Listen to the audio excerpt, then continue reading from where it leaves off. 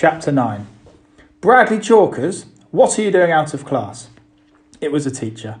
Bradley didn't know her, but it seemed as though every teacher in the school knew him. I got a hall pass, he told her. Let me see it. He showed it to her. Mrs. Ebble gave it to me. Go ask her if you don't believe me. Where are you going? Library, he said, to get a book. OK, but make sure you go straight to the library. No detours, Bradley. He had lied. He wasn't even allowed to check books out of the library. The door to the counsellor's office was open, so he walked right in. I'm here, he announced. What do you want? Carly smiled warmly at him. Hello, Bradley, she said. I'm Carla Davis. It's a pleasure to see you today. She held out her hand. I've been looking forward to meeting you. He was amazed by how young and pretty she was. He had been expecting an ugly old hag. She had sky blue eyes and soft blonde hair. She wore a white shirt covered with different coloured squiggly lines, like some kid had scribbled on it. But as he stared at the shirt, he realised that he was made to look that way on purpose. Aren't you going to shake my hand? She asked. No, you're too ugly. He walked past her and sat down at the round table. She sat across from him. I appreciate you coming to see me, she said. I had to come. Mrs. Ebble made me. For whatever reason, I'm glad you came.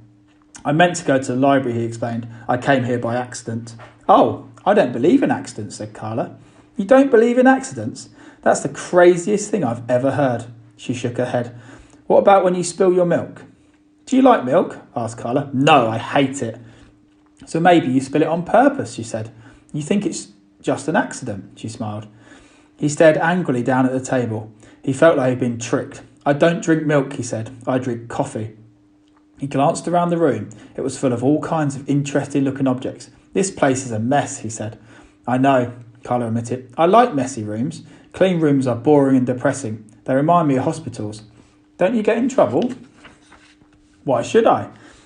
He didn't know the answer to that, but he knew that if it was his room it was this messy, he'd get in trouble. I didn't do anything wrong, he declared. Nobody said you did. Well then, how come I have to be here? I was hoping you'd like it here, said Carla. I was hoping we could be friends. Do you think we can? No. Why not? Because I don't like you.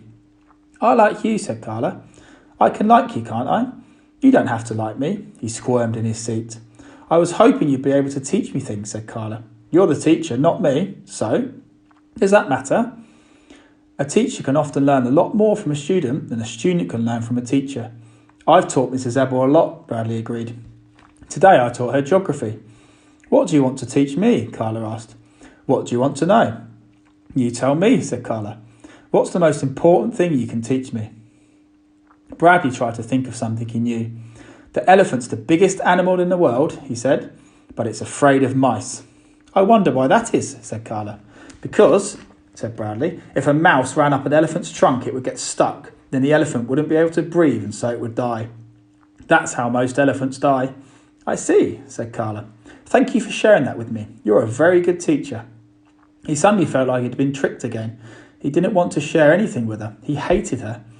What else do you want to teach me? She asked. Nothing, he said coldly. You're not supposed to talk in school. Why not? It's a rule. Like no sticking gum in the water fountains. Well, in this room there are no rules, said Carla. In here everyone thinks for himself. No one tells you what to do. You mean I can stick gum in the water fountain? You could, except I don't have a water fountain. Can I break something? He asked. Certainly. He looked around the room for something to break, then caught himself in time. It was another trick. He'd break something and then get in trouble, and nobody would believe him when he said that she said there were no rules. I'm not in the mood, he said. All right, but if you're ever in the mood, there are a lot of things you can break. Things I like very much, and things that other children use. I will, he assured her. I know karate. He raised his hand sideways over the table. I can break this table in half with my bare hand. I'd hate to see you hurt your hand. Nothing ever hurts me, he told her. I've broken every table in my house, he declared, the chairs too. Call my mother if you don't believe me. I believe you, said Carla. Why shouldn't I? You should. She did too for the rest of the meeting. No matter what he told her, she believed him. When he asked her how his parents only fed him dog food, she asked him how it tasted. Delicious, he said. Meaty and sweet. I've always wanted to try it, said Carla. When he told her that the president had called him on the phone last night, she asked what they talked about. Hats, he answered right away. Hats? What did you say about hats? I asked him why he didn't wear a hat like Abraham Lincoln. And what did he say? Bradley thought a moment. I can't tell you. It's a secret. Near the end of the session, Carla gave him a piece of construction paper and asked him if he wanted to draw a picture.